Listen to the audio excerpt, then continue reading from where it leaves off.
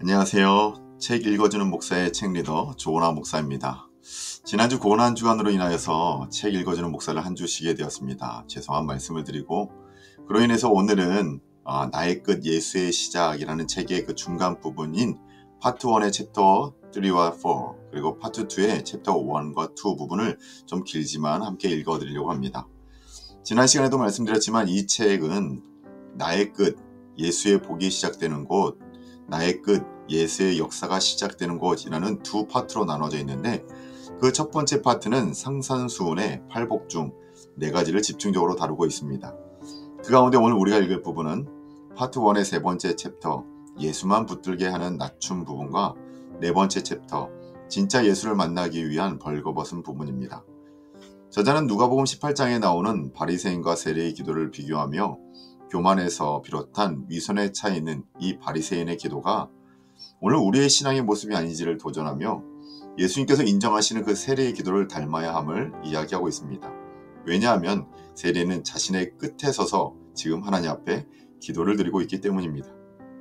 그렇게 우리는 예수님을 붙들기 위해 스스로 자신을 낮추는 겸손함이 있어야 하고 진짜 예수님을 만나기 위해서는 진실한 마음, 청결한 마음으로 살아야 함을 이야기합니다. 또한 저자는 두 번째 파트에서 우리의 끝이 예수님의 역사가 시작되는 것임을 이야기하고 있습니다. 열왕기하 4장에 나오는 한 과부의 이야기를 통해 우리의 마음이 비어있을 때 그때 비로소 우리의 마음 가운데 성령이 임하시고 그 성령이 역사하실 수 있음을 이야기합니다. 예수님 비어있는 인생들을 말씀으로 채워주시기를 좋아하시는 분이시기 때문입니다. 마지막으로 신앙생활을 하고 있음에도 하나님의 도우심을 원하지 않는 어리석은 우리 인생들에게 주님은 바로 지금 도움을 구하라 라고 말씀하셔요. 우리가 주님 앞에서 항복할 때 그때 우리는 회복이 시작되기 때문입니다.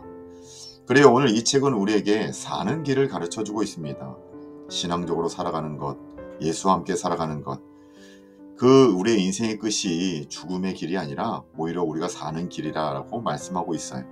저와 함께 이 책을 읽으며 어떻게 해야 우리가 살 수 있을지를 한번 돌아보는 시간이 되길 주님의 이름으로 축원합니다. 우리 함께 또한 책을 나누도록 하겠습니다. 모든 상황이 교만을 십자가에 못 박을 기회다. 예수의 방향, 세상의 방향. 예수님을 올라가려면 내려가야 한다고 말씀하신다. 위대해지려면 겸손해져야 한다.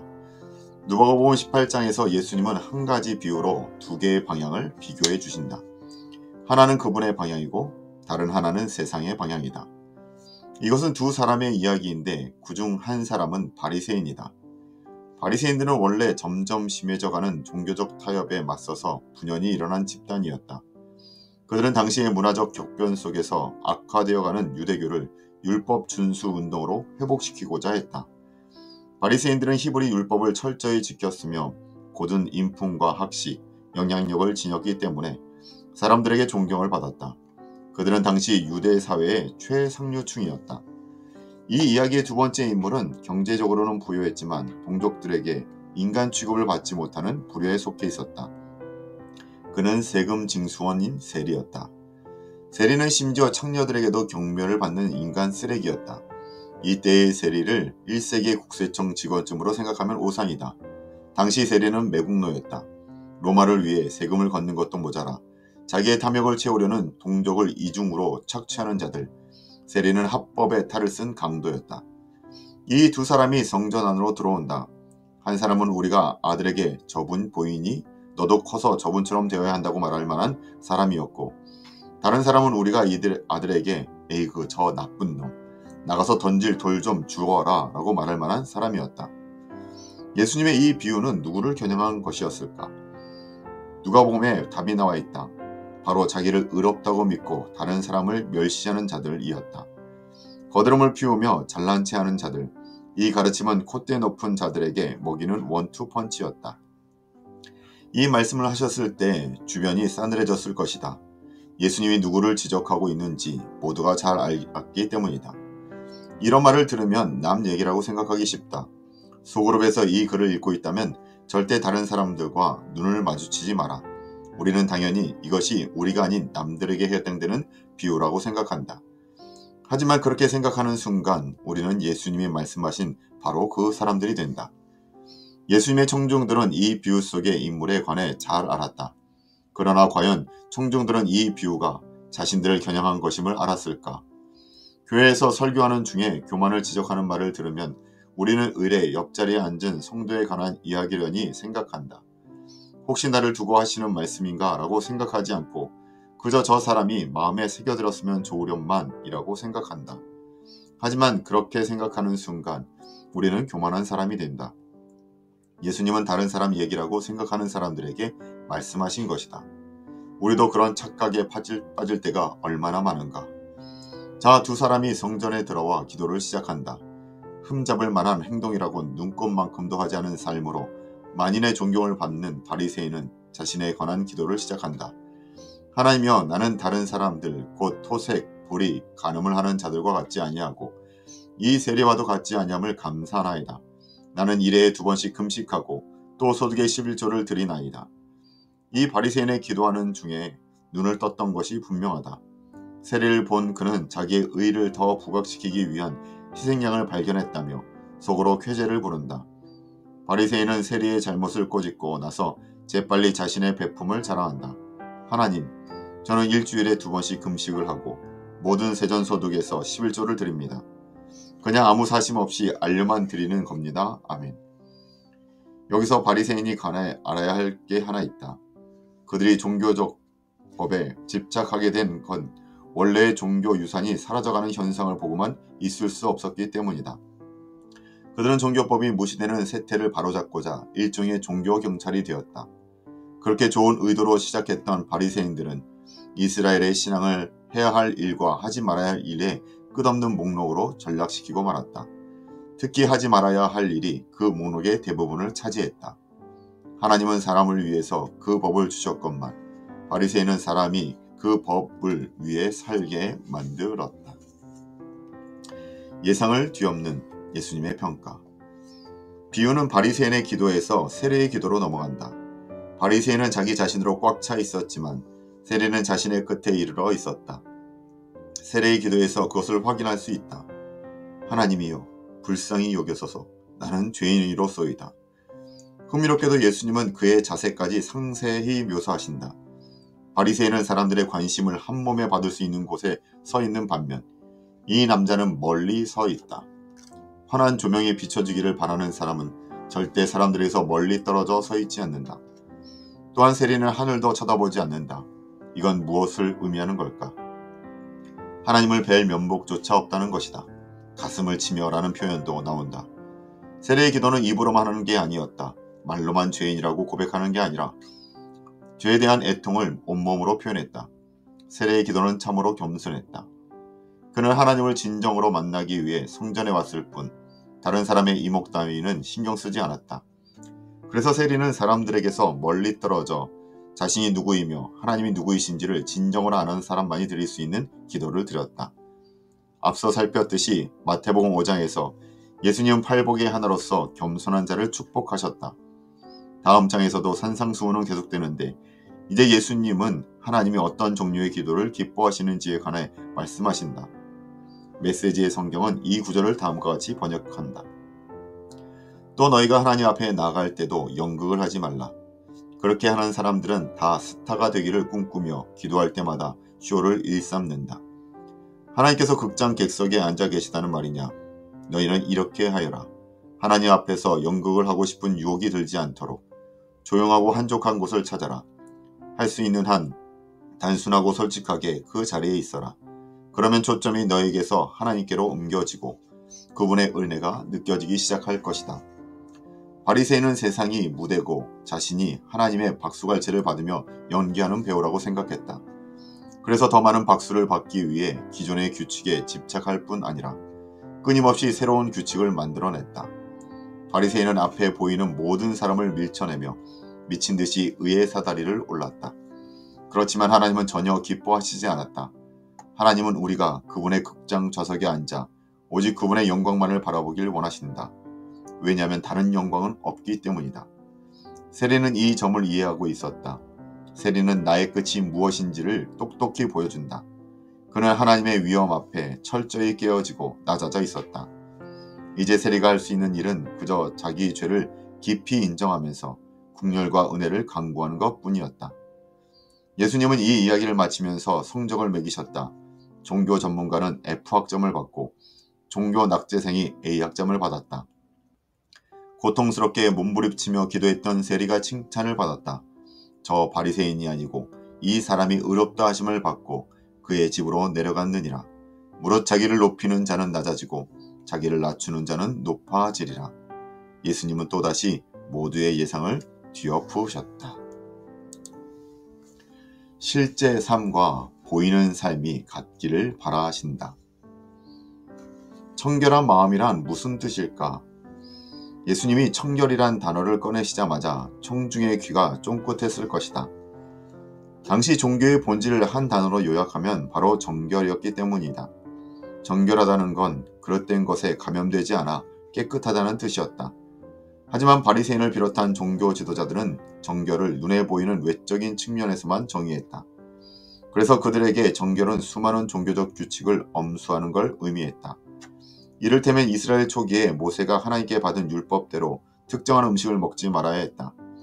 불결한 음식을 먹으면 사람 자체가 불결해졌다. 이는 오랜 전통이었다. 문제는 불결한 사람들, 즉 이방인들과 한 상에서 밥을 먹어도 불결해진다는 것이었다. 하지만 예수님은 틈만 나면 이방인들과 함께 식사하셨다. 바리새인은 자신이 청결하다는 점을 증명해 보이기 위해 무던히 애를 썼고 아울러 남들도 청결하게 만들기 위해 눈에 불을 켜고 다녔다. 하지만 예수님은 그들의 정결 개념을 완전히 뒤엎으셨다.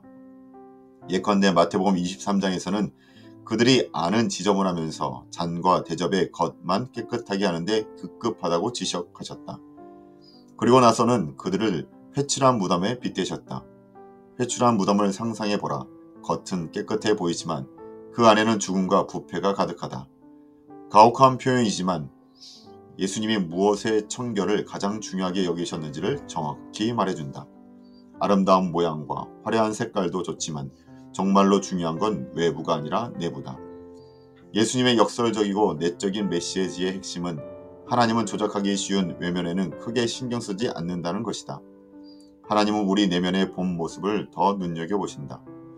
그래서 예수님은 청결이라는 낡은 단어를 새롭게 조명해서 그 의미를 180도로 비트신다. 예수님은 외적인 모습에 집착하지 말고 하나님이 내면을 보신다는 점을 깨달으라고 가르치셨다. 청결한 마음이 청결해 보이도록 치장하는 것보다 더 중요하다. 청결이란 단어는 두 가지 의미로 생각할 수 있다. 하나는 불순물이 섞이지 않았다는 뜻이다. 초등학교 시절 우리 동네에서 흥미로운 게임이 열렸다. 저마다 달걀과 땅콩버터, 케첩, 겨자, 치즈까지 집 냉장고에서 음식을 있는 대로 꺼내와 섞는 게임이었다. 뜻밖에도 우리 어머니는 게임을 허락하시되 두 가지 조건을 내거셨다. 첫 번째, 먹을 수 있는 음식만 섞을 것. 흙이나 돌, 쇠는 금물, 면도 크림 같은 물건에 대해서는 알아서 판단할 것. 둘째, 최종 혼합물을 각자 한 숟갈씩 먹을 것. 두 번째 조건 때문에 게임은 재미가 없어졌다. 결과물이 하나같이 구역질나게 생겼을 뿐 아니라 실제 냄새와 맛은 더 지독했기 때문이다. 우리 마음이 이런 뒤섞기 게임과 비슷하다는 생각이 든다. 불순물이 가득 뒤섞여 순수하지가 않다. 당신은 마음에 어떤 요소들을 부어 뒤섞었는가? 신약 성경은 우리가 마음에 집어넣는 것에 관해 많은 말을 한다. 예를 들어 바울은 이렇게 말했다. 무엇이든지 참되며 무엇에든지 경건하며 무엇에든지 옳으며 무엇에든지 정결하며 무엇에든지 사랑받을 만하며 무엇에든지 칭찬받을 만하며 무슨 덕이 있든지 무슨 기름이 있든지 이것들을 생각하라. 마음에 좋은 요소를 붓고 나쁜 요소를 차단하면 하나님이 기뻐하시는 요리가 탄생한다. 잠언 11장 20절은 이렇게 말한다. 마음이 굽은 자는 여호와께의 미움을 받아도 행위가 온전한 자는 그의 기뻐하심을 받느니라. 청결한 마음은 진실한 마음이라고도 할 수 있다. 예수님이 말씀하신 청결한 마음은 추악한 모습을 숨기고 있지 않은 정직한 마음이다. 앞서 말씀했듯이 마태복음 5장에서 예수님은 팔복으로 알려진 복의 목록을 제시하면서 사역을 시작하셨다.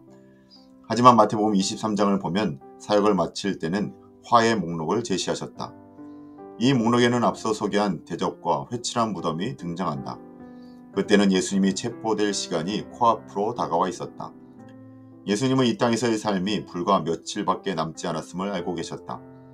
예수님은 성전 안에서 바리새인들의 위선을 대놓고 지적하셨다.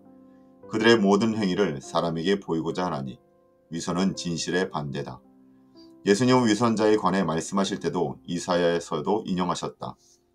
이 백성이 입술로는 나를 공경하되 마음은 내게서 멀도다. 정리해보자.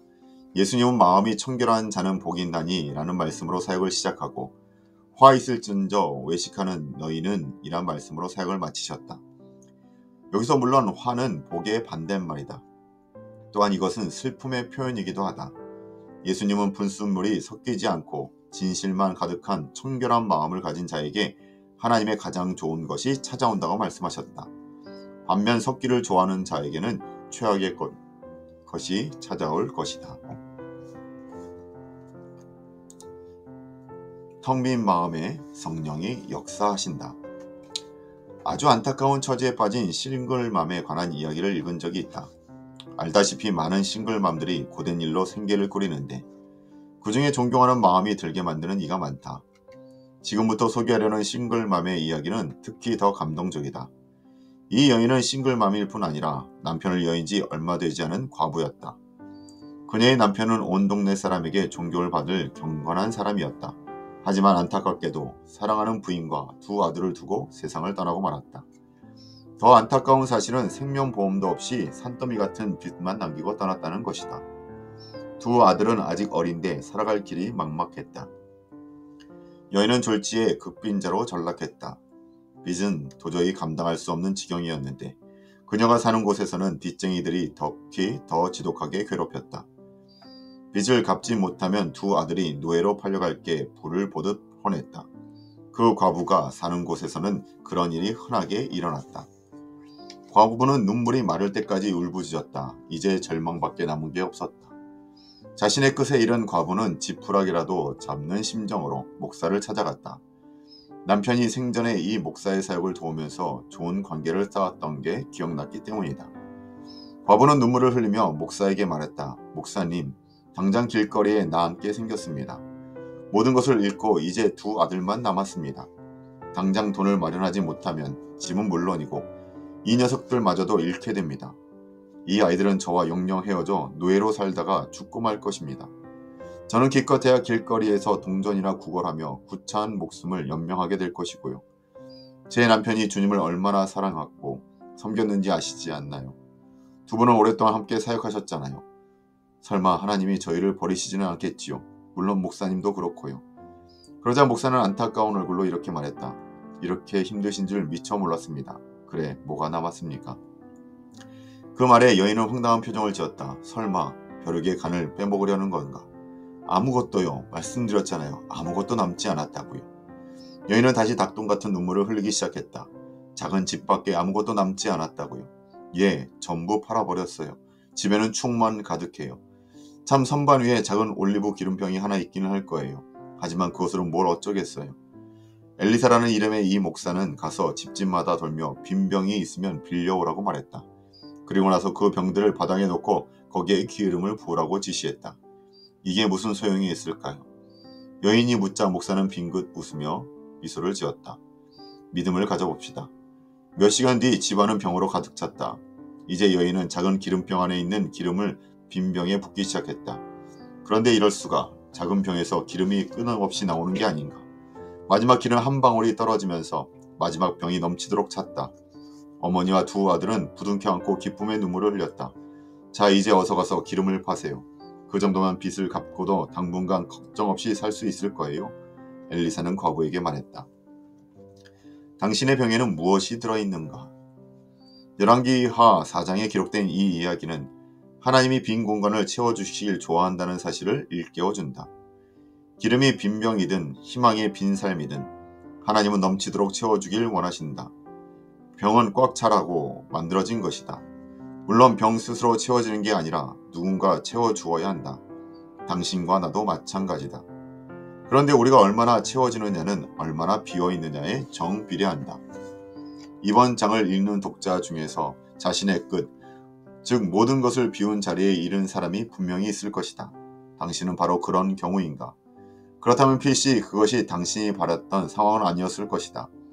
인생은 우리가 꽉 움켜쥔 것을 원치 않게 놓게 만든다. 예컨대 삶은 우리가 사랑하는 사람을 앗아간다. 집과 일자리도 거둬간다. 피부 아래로 파고들어가 우리의 건강과 희망을 훔쳐가기도 한다. 살다 보면 손에 아무것도 남지 않은 것 같은 절망감을 느낄 때가 있다. 그럴 때 원치 않는 감정이 성난 파도처럼 밀려온다. 두려움과 외로움, 분노 같은 감정. 무엇보다 최악의 감정은 텅 빈 느낌 자체다. 인생이 끝난 것만 같은 이 기분을 절망이라고 부른다. 하지만 그렇게 텅 빈 상태야말로 하나님이 원하시는 상태라면, 작게 반짝이는 진실 하나를 볼 수 있다면 전혀 다른 감정을 느끼게 되리라. 텅 빈 순간은 폭풍 전야다. 그 순간이야말로 인생에서 가장 놀라운 일이 벌어지기 직전이다. 우리에게 상상도 못했던 복을 주시기 위해 빈틈없는 계획을 세워놓고 계신 하늘 아버지와의 친밀한 만남, 이보다 더 놀라운 일이 또 있을까? 삶이 앗아갈 때 하나님은 주신다. 하나님의 놀라운 사랑이라는 부드러운 기름이 깨진 삶의 욱신거리는 구멍 속으로 스며든다. 그때부터 제2의 인생이 시작된다. 그런가 하면 이미 꽉 차서 흘러넘치는 병들도 너무나 많다. 삶이 가져다준 좋은 것들을 다 담을 수 없어 넘치는 사람들, 매일 산의 진미로 상다리가 부러지게 먹고 나서 기분 좋게 부른 배를 두드리며 행복을 노래하는 사람들. 하지만 그렇게 꽉 찬 상태가 하나님의 복을 받는 데는 치명적이라면, 좋은 직장과 행복한 가정, 넓은 인간관계 자체는 전혀 잘못된 게 아니다. 단지 그것들이 궁극적으로 중요한 것일까? 그것이 10년, 20년 뒤에도 여전할까? 그런 삶 속에서는 하나님과의 대화가 얼마나 자주 이루어질까? 무기력에 젖은 삶을 두드리신다. 이 지긋한 오해를 이젠 끝내야 할 때가 왔다. 너무나 오랫동안 우리 남자들은 터무니없는 오해를 받아왔다. 바로 남자들이 발걸음을 멈춰 길을 묻지 않는다는 것이다. 제발 주유소에 들러서 물어보고 가요. 나를 위해서라도 그렇게 해줄 수 없나요? 이러다가는 절대 약속 장소에 제 시간에 갈 수 없어요. 왜 이렇게 똥꼬집을 부려요? 참을성 많고 지혜가 넘치는 이성이 보조석에 앉아 아무리 애원해도 남자들은 귀를 닫은 채 엉뚱한 방향으로 수백 킬로미터나 간 뒤에야 후회한다는 것이다. 어떻게 그렇게 잘 아냐고? 왜냐하면 내가 바로 그런 오해의 희생자였으니까. 하지만 희생자 노릇도 오늘부로 끝이다. 자, 이제 이 오해를 영원히 날려버릴 연구 결과를 소개하겠다. 아메리칸 사이콜로지스트지에서 찾아낸 자료다. 자, 이 연구에 따르면 기대하시라. 남자들은 좀처럼 가던 길을 멈추고 도움을 요청하지 않는다. 뒤통수를 맞은 기분이 있지만 계속 읽다 보면 내가 원하던 답이 나올 것이다. 그런데 이건, 또한 남자들은 좀처럼 병원에 가지 않는다. 어쩔 수 없이 병원에 가더라도 좀처럼 질문을 하지 않고 자신의 증상을 제대로 이야기하지도 않는다. 이것이 남자가 여자보다 7년 일찍 죽는 이유 중 하나다. 좋다, 맞다. 우리 남자들은 자신을 믿는다. 우리는 하나님의 아버지에게 남자라면 뭐든 스스로 할 줄 알아야 한다는 말을 듣고 자랐다. 위의 연구 결과가 말해주듯 우리 남자들은 도움이란 말을 입 밖에 내기 죽기 직전까지 고생하는 편을 택한다. 하지만 바로 이게 남자의 매력이 아닌가. 밝히기 부끄럽지만 나도 남자의 알량한 자존심을 지키려다가 지독히 고생한 적이 있다. 두어 해 전 당시 8살이었던 아들 카엘과 우리 집 뒤편으로 흐르는 플로이즈포크 강에서 카약을 타기로 했다. 강물을 타고 루이빌 외곽을 둘러싼 광활한 미지의 광야를 탐험하다가 강 위로 올라가 아내에게 전화를 걸어 우리를 태우러 오라고 할 계획이었다. 아내는 그것이 딱 한 가지 맹점만 빼고 좋은 계획이라고 말해줬다. 이런 건 계획이 아니라 무계획이라고 하는 거예요. 아내는 그렇게 말하고 나서 인터넷 위성 지도에서 우리가 만날 실제 하는 다리를 찾아보라고 조언했다. 그 말에 조금 당황하긴 했지만 아내의 지극히 당연한 지적은 내 안에 가득한 남자의 고집을 더 자극하는 결과만 나왔다. 그래서 나는 내 계획 같지도 않은 계획을 그대로 밀고 나가기로 결심했다. 내가 아들과 함께 들떠서 탐험 이야기를 하니까 첫째 딸과 그 친구까지 합류하기로 결정했다. 분위기가 한껏 고조되자 마침내 막내딸까지 합세했다. 이렇게 해서 5명으로 이루어진 팀이 탄생했다. 우리는 이웃집에서 카약을 빌려 강으로 나갔다. 저 앞에 강이 보이자 문득 내가 4명의 생명을 책임지게 되었다라는 중압감이 밀려왔다. 하지만 이내 주먹을 불끈 쥐었다. 충분히 할 수 있어. 45분 만에 탐험대는 지치기 시작했다. 그동안 강 위로 올라갈 지점이 한 군데도 보이지 않았다. 결국 나는 전화기를 꺼내 GPS를 확인하기로 했다. 전화기는 지퍼백이라고 하는 첨단 카약 장비 안에 안전하게 보관되어 있었다. 그런데 이럴 수가. 지퍼백이 어디론가 사라지고 없었다. 나도 모르는 사이에 내 휴대폰은 강의 사나운 급류 어딘가에서 헤엄치고 있었다. 이는 GPS를 확인할 수 없다는 뜻이었고 다시 이는 곧 우리가 어디에 있는지 알 수 없다는 뜻이었다. 어느새 2시간이 지났다. 모두가 물과 땀으로 범벅이 된 채 완전히 방전되었다. 막내는 계속해서 푸념을 했다. 이건 내가 생각했던 모험이 아니야. 어느 순간 아들이 심각한 표정으로 나를 봤다. 아빠, 팔이 잘 움직이지가 않아요. 그 말에 내 얼굴은 잿빛으로 변했다. 게다가 상황은 점점 나빠져만 갔다. 그날따라 강 물결은 단단히 성나 있었다. 엎친 데 겹친 격으로 해가 떨어지면서 주위가 캄캄해지기 시작했다. 3시간쯤 지나자 우리의 뱃놀이는 요나의 항해에 버금가는 대모험으로 발전해 있었다. 그때 마침내 저 멀리서 문명의 흔적이 눈에 들어왔다. 강 아래까지 마당이 뻗어있는 집 한 채를 발견한 것이다. 그리고 한 여자가 마당에서 일하고 있는 것이 보였다. 이젠 살았다 싶어 막 큰 소리로 도움을 요청을 하는데 하지만 그럴 수 없었다.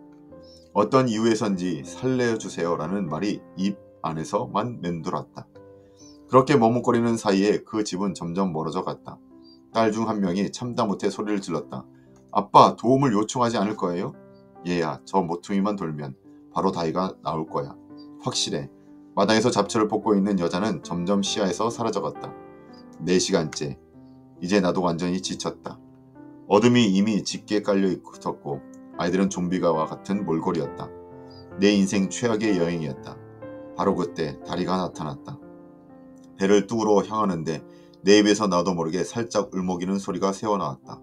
이젠 자존심이고 뭐고 갓난아기라한테도 도움을 요청할 준비가 되어 있었다. 내가 서둘러 세운 계획은 아들을 길가로 보내는 것이었다. 아파서 팔을 움직이지 못하는 귀여운 8살짜리 꼬마를 모른 채하고 지나갈 사람은 세상에 아무도 없으리라.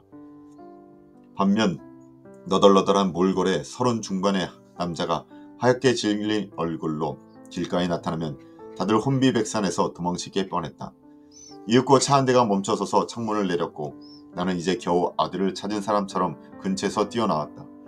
다행히 운전자는 휴대폰을 빌려줬고 나는 마침내 아내에게 전화를 걸 수 있었다. 아내가 우리를 위험천만한 급류로 파견한 지 4시간 만의 일이었다. 아내는 1시간, 적어도 1시간 반 만에 전화가 올려올 줄 알았다고 한다. 아내는 축 늘어진 내 목소리를 듣자마자 상황을 알아챘다. 내가 말해볼까요? 전화기를 잃어버렸죠? 그래서 거기가 어디인지 모르는 거죠. 기다려요. 데리러 갈 테니까. 왜 애초에 아내의 말을 듣지 않았을까? 왜 마당의 여인에게 도움을 요청하지 않았을까? 왜 끝까지 자존심을 접지 못하고 아들을 도로로 대신 내보냈을까? 이 답은 아메리칸 사이콜로지스트의 똑똑한 편집자들이 누구보다도 잘 알고 있다. 그들 말 맞다나 나는 좀처럼 도움을 요청할지 모르는 남자다. 조금이라도 내 힘으로 해낼 가능성이 보이면 끝까지 포기하지 않는다. 여기가 나의 끝이니 도와달라고 외치는 것을 죽기보다 싫어한다. 하나님은 시간의 제약을 받지 않으신다. 어찌 시간뿐인가? 하나님은 제약이라고는 모르시는 분이다. 하지만 하나님이 좋아하시는 시간이 있기는 하다. 그 시간은 바로 지금이다. 왜 바로 지금 도움을 요청하지 않는가?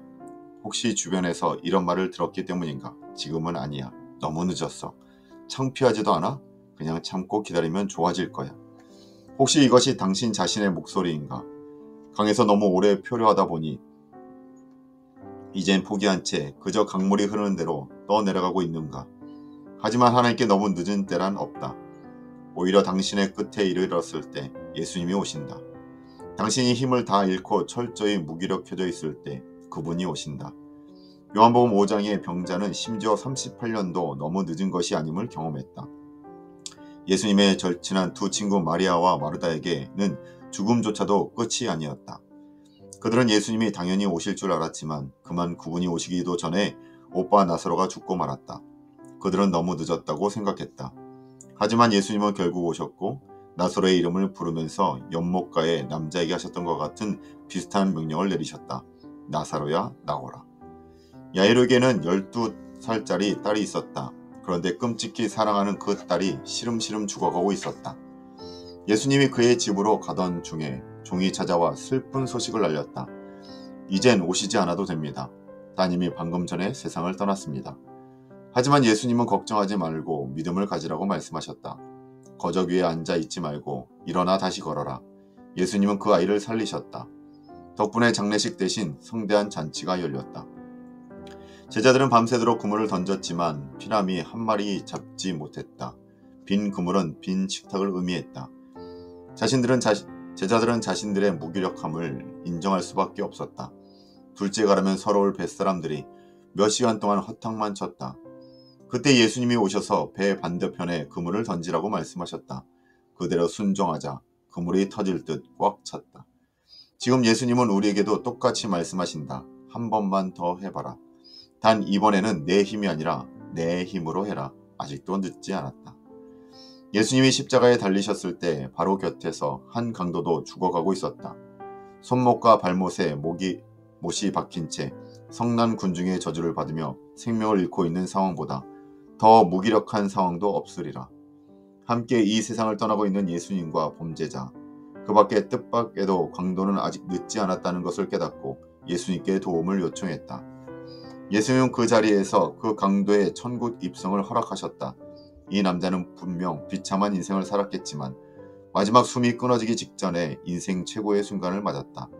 예수님은 그에게 이렇게 말씀하셨다. 너를 용서한다. 자, 아버지의 품으로 들어오라. 내가 상상도 할 수 없는 충만함과 영원한 사랑 속으로 들어오라. 십자가에서 일어나라. 죽음에서 일어나 다시 걸어가라. 자, 함께 가자. 이 모든 사람은 한 번 더 시도하라는 예수님의 말씀을 무시할 수도 있었다. 일어나라. 믿음을 갖고 순종하라. 내 거적에서, 내 동굴에서, 내 십자가에서, 내 절망에서 일어나 다시 걸어가라. 아직 늦지 않았다. 아니, 지금 이 순간이야말로 가장 완벽한 시간이다. 바로 지금 주님이 당신을 만나고자 하신다. 무기력한 현재의 삶을 그대로 받아들일 것 없다. 그저 도움을 요청하라. 무기력할수록 더 좋다. 무기력할수록 주님만이 주실 수 있는 도움에 더 마음을 열 테니 나의 끝이야말로 주님이 나를 만나 주시는 지점이다. 그래요. 우리도 모르는 사이에 우리의 힘을 의지하고 우리의 교만함을 자랑하며 내가 가진 것으로 살아보려 노력을 합니다. 때로는 그로 인해 성공을 하고 때로는 실패를 하죠. 그러나 성공과 실패가 중요한 것이 아니라 그 안에서 우리가 과연 주님을 붙들 수 있는가 없는가가 참으로 중요합니다. 그로 인해 때로 성공이 우리에게 넘어지게 만들고 실패가 우리를 살리기도 하는 것 아닙니까? 오늘 이 시간 주님의 채우심과 도우심으로 살고 겸손히 주님을 의지함으로 살아갈 수 있는 저와 여러분 되길 소망합니다. 그리고 그 시간이 아직 늦지 않고 바로 지금이 가장 적당한 때임을 기억하며 주님 앞에 도우심을 구하는 우리 모두 되시길 주님의 이름으로 축원합니다. 함께 기도하시겠습니다. 사랑과 은혜가 많으신 하나님, 참으로 감사드립니다. 주님은 오늘도 우리에게 일어나라, 또한 믿음을 갖고 순종하라 라고 말씀하시지 않습니까? 우리의 상황이 어떠하든지 우리의 때가 어떠하든지 지금 이 시간 주님의 말씀에 반응하며 순종할 수 있는 저희들 되게 하여 주시고 그 가운데 일어나 걸어 살아가는 거룩한 인생들 될 수 있도록 인도하여 주시옵소서. 오늘도 주님이 우리와 함께하여 주시고 우리의 끝에서 하나님의 시작하심이 있는 그 놀라운 기적을 경험하는 저희 모두 되게 하여 주실 것을 소망하며 이 모든 말씀 거룩하신 예수님의 이름으로 기도하옵나이다. 아멘. 감사합니다.